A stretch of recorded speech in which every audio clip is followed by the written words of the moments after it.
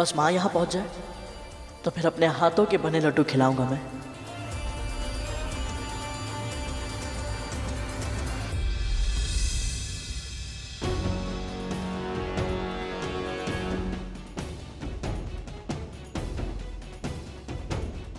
स्वादिष्ट स्वादिष्ट बने हैं ये लड्डू।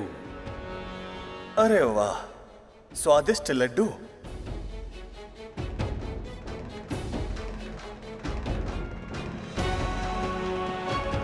विवाह का असली आनंद तो भोजन में है वरुण। सही कहा।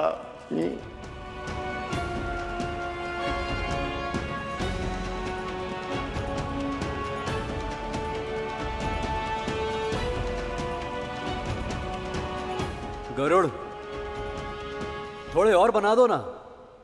तुम तो जानते ही हो कि मंथन के बाद कितने थक गए हैं हम। क्यों देवताओं? सही कहा देवराज। अभी बना दो देवराज।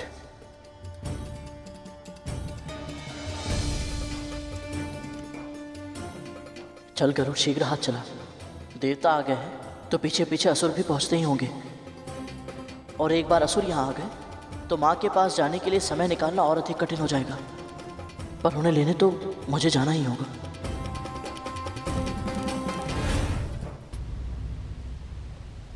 नारायण नारायण नारायण नारायण। नारद के स्वर से लग रहा है कि वो लौट रहे हैं बिना हमें निमंत्रण दिए हुए।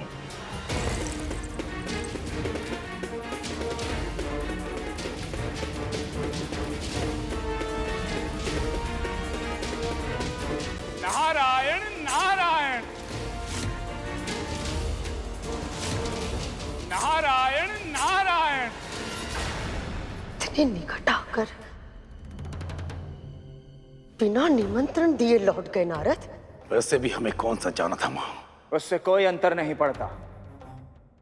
निमंत्रण ना देना हमारा अपमान है, पर इनके लक्षणों और गोपनीय संकेतों को देखकर तो मुझे यही लगता है कि जैसे हमें आज निमंत्रण नहीं मिला है, वैसे ही हमें अमृत भी नहीं मिलेगा। लेकिन अब तो मुझे भी यही संदेह हो रहा है। आज पूजा करते समय बार बार मुझे गुरुदेव का ध्यान हो रहा था। उन्होंने कितनी बार चेतावनी दी थी हमें कि इस मंथन में भाग लेना हम असुरों के लिए हितकारी नहीं होगा। इच्छा तो मेरी भी नहीं थी भले, पर तुमने मेरा सुझाव नहीं माना।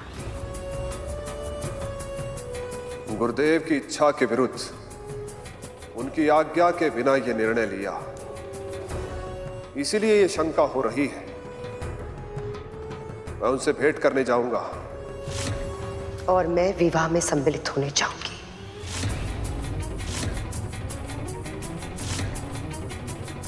महर्षि कश्यप की पत्नी होने के नाते बिना निमंत्रण जाने का अधिकार है मेरा। और वैसे भी हम में से किसी एक को तो वहां पर होना चाहिए जो उनकी गतिविधियों पर दृष्टि रख सके। मुझे पूरा विश्वास है कि अदिति दीदी नियमों का उल्लंघन नहीं करेगी, पर कदरू ऐसे किसी भी अवसर को अपने हाथों से जाने नहीं दे सकती जिसमें उसके पुत्रों का हित हो, फिर चाहे उसे नैतिक अनैतिक कोई भी मार्ग क्यों ना अपनाना पड़े। और वो विंता का पुत्र गरुड़, वो भी तो विष्णु के बहुत निकट आ गया है। मैं नहीं चाहती कि ये सब कोई योजना बनाकर हमारे साथ छल कर दे और अमृत पाने का अधिकार हमसे छीन ले।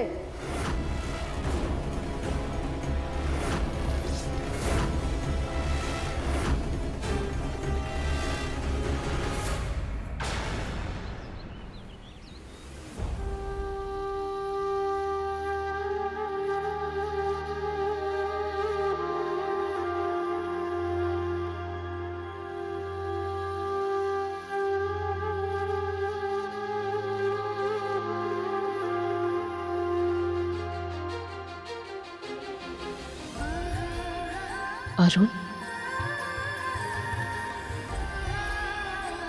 आज ओस की इन बूंदों में खारापन नहीं, मिठास है। नारायण नारायण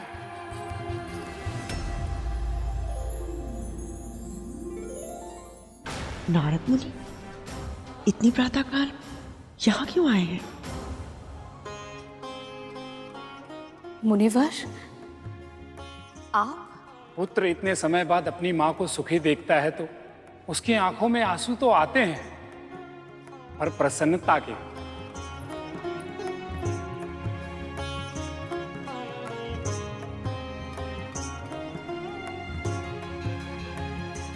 होश का ये जल कभी खारा ना हो। आपके और आपके पुत्रों की आंखों में दुख आंसू बनकर कभी ना छलके। नारायण नारायण। मुनिवर, आइए ना, भीतर आइए, पधारिए। माँ बेटे सदा एक ही काम करते हैं, बस आशीर्वाद बटोरते रहते हैं। अब आशीर्वाद के लिए नारद जी के सामने स्वांग करेगी वो।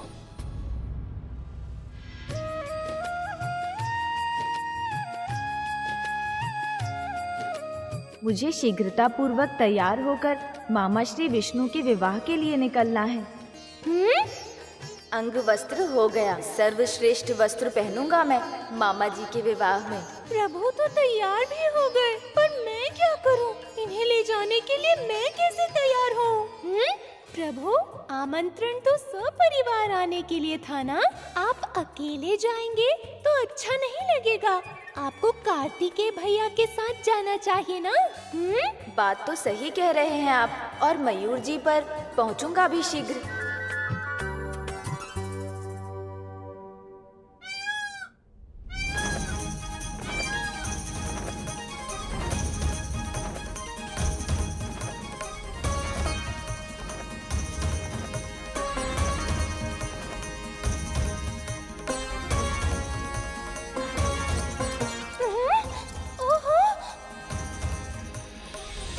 कार्तिकेय भैया तो मामा श्री विष्णु के विवाह में चले गए, अब मैं कैसे जाऊंगा? प्रभु, माँ के साथ जाइए।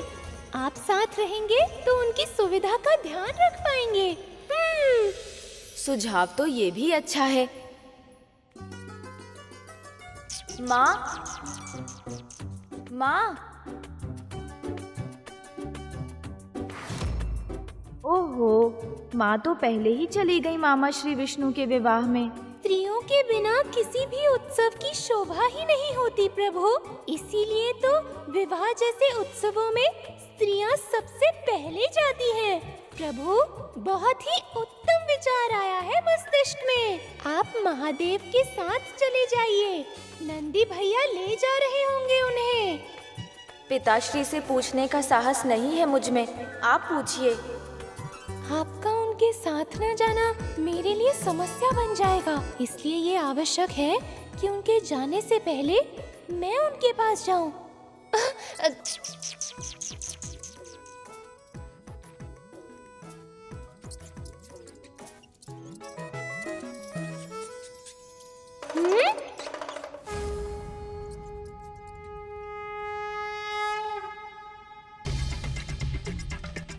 चलिए प्रभु।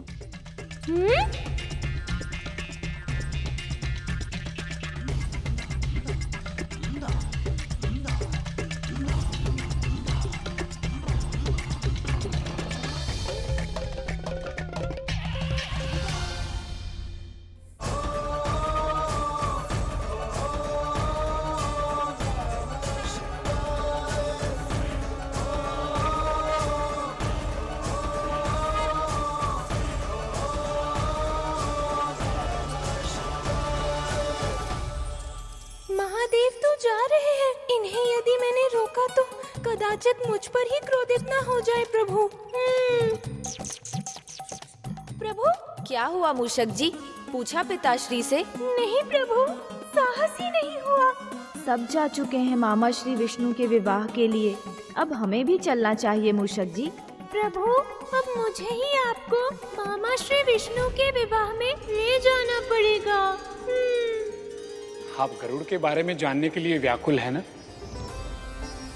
अपने सेवा भाव के बल से आपका पुत्र कुछ ऐसे असंभव कार्य करने में सफल रहा है कि वो प्रभु का बहुत ही प्रिय बन गया है।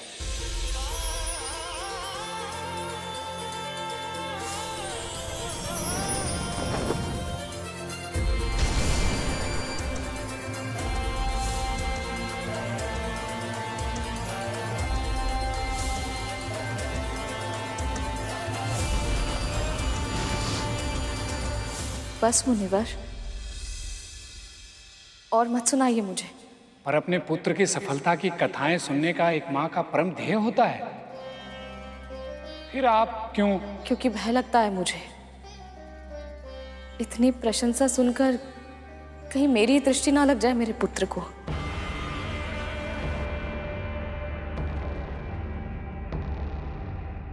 अपने मन से भ्रम निकाल दीजिए देवी विंता। आपके कारण आपके दोनों पुत्रों का कोई अहित अब नहीं कर पाएगा। नारद मुनि मेरे महल में आने की जगह पर इस दासी की कुटिया में क्यों गए? गुरु दत्तात्रेय ने जो आपको आशीर्वाद दिया था वो अवश्य ही फलीभूत होगा।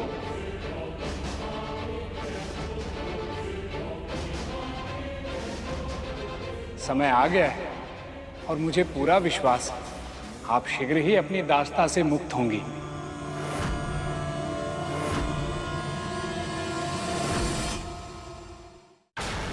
ऐसे रिक्त हाथ से जाएंगी, कहीं उत्तम अवसर खो ना दें आप। ये लेते जाइए माँ, और यदि आप सही समझे तो मुनि नारद के इससे पांव धोकर पखार दीजिएगा। आप तो जानती ही हैं कि ऋषि मुनि ऐसी साधारण बातों से प्रसन्न हो जाते हैं।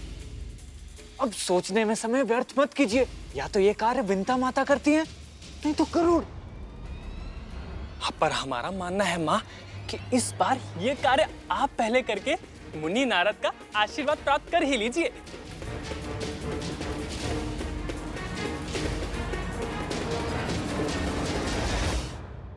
ये हुई ना बात। अब तुम दोनों बिल्कुल मेरी तरह सोच रहे हो।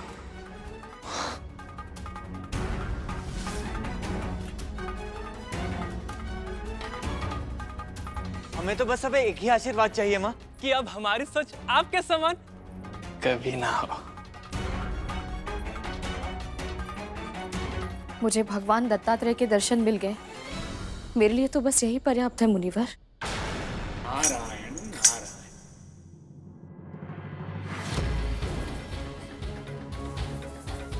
ये तो नारद मुनि से भी यही कह रही है कि इसके लिए दत्तात्रेय के दर्शन ही पर्याप्त है और इनसे असत्य तो कभी नहीं बोलेगी। इसका अर्थ है कि इसे सच में दत्तात्रेय से कोई आशीर्वाद नहीं मिला। इससे अधिक अमहत्वाकांक्षी स्त्री कोई नहीं देखी मैंने, और इसका पुत्र है ये सफलता प्राप्त करता ही जा रहा है।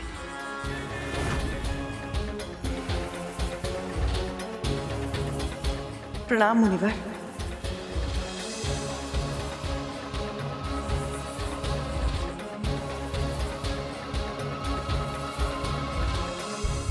कृपया मुझे अपने पांव पखारने का सौभाग्य प्रदान करें। जो कार्य पूरे मन से ना किया जाए उसका फल नहीं मिलता देवी कद्रू। यदि आपकी यही इच्छा है तो मैं कैसे अस्वीकार कर सकता हूं देवी।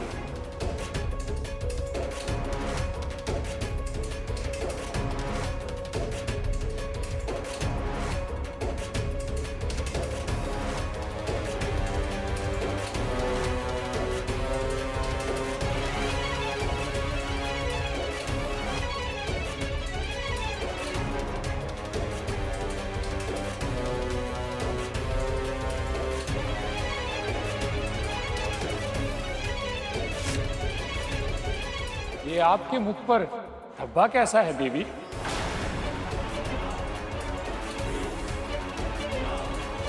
मुनिवर वो ये आपके भीतर का रोग है देवी, जो बाहर प्रकट हो रहा है। कृपया अपने मन की शुद्धता पर ध्यान दीजिए। नारायण नारायण। नारद मुनि ऐसा क्यों बोल रहे हैं? कहीं विंता ने इन्हें मेरे विरुद्ध तो नहीं कर दिया है?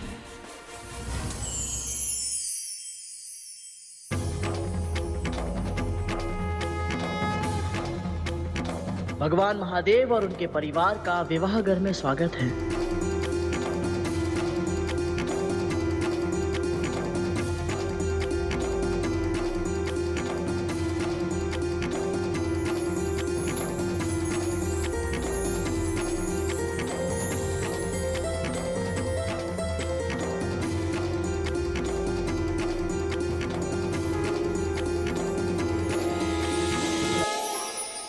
महादेव, देवी पार्वती, आप सबका बहुत बहुत स्वागत है। महादेव, आपके सखा को अपने सखा की बहुत आवश्यकता थी। जब तक मित्र और आत्मीय जन अपनी प्रसन्नता में सम्मिलित ना हो, प्रसन्नता चाहे कितनी भी अपार क्यों ना, कुछ कमी रह जाती है। इस शुभ समय की प्रतीक्षा समस्त जगत को ही नहीं, मुझे भी थी सखा।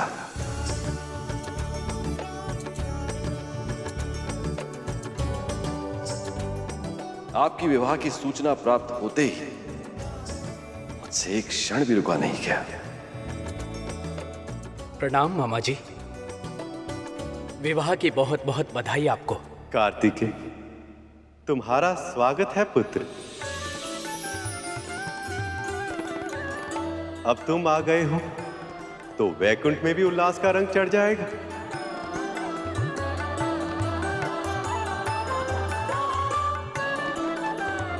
परंतु कार्तिकेय भैया, प्रभु गणपति दिखाई नहीं दे रहे। उत्साहित तो वो भी बहुत था गरुड़, आता ही होगा।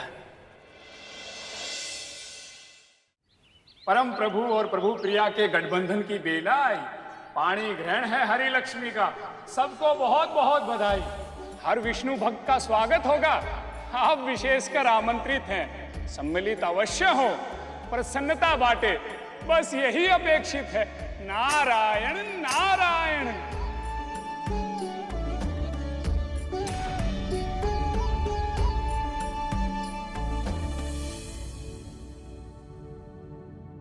इतने शुभ अवसर पर आंसू क्यों बहा रही हो तुम? ये तो प्रसन्नता के आंसू हैं दीदी। आप नहीं जानती, गरुड़ और मैं कब से इस क्षण की प्रतीक्षा कर रहे थे। जब से वो लौटा था, उसके मन में बस एक ही इच्छा थी कि वो माँ लक्ष्मी के दर्शन कर पाए। और उसकी ये इच्छा पूरी भी हुई।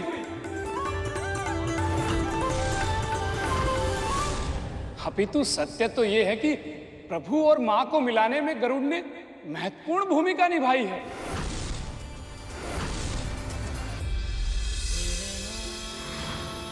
जब मैं इसे लेकर प्रभु के पास पहुंचूंगा तो वो कितने प्रसन्न हो जाएंगे।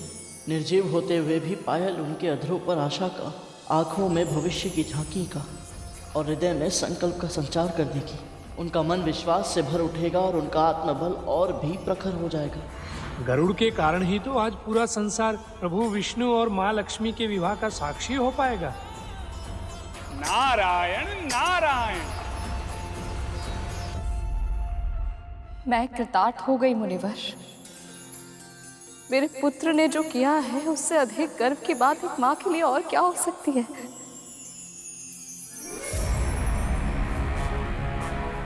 माँ लक्ष्मी के पाँव में पायल पहनाने में सहायता किया। माँ के पाँव में तो शुभता और सुख होता है। कितना भाग्यवान है ना गरुड़। मूर्खों, भाग्यवान नहीं भाग्यहीन है। हमने अपना सारा समय उस बुढ़े के ध्यान में व्यतीत कर दिया और उस बुढ़े ने हमें जाने से पहले आशीर्वाद भी नहीं दिया। वही समय हमें मंथन में देना चाहिए था। मूर्ख कहेंगे।